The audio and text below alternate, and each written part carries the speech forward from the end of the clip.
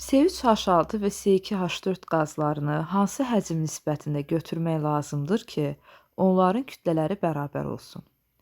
Burada hər iki birləşmənin molar kütləsi verilibdir. Biri 42-dir, biri 28-dir. Biz, deməli 42 ilə 28-in əkobunu tapırıq. 42-ni vuruqlara ayırmışam, elə də 28-i.